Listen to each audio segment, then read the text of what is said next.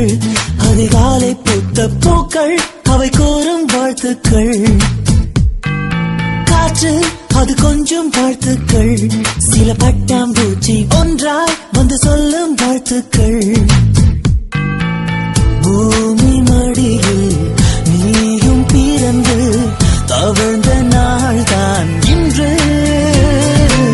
மீண்டும் புதிதாய் கண்கள் மலர்வாய் பிறந்த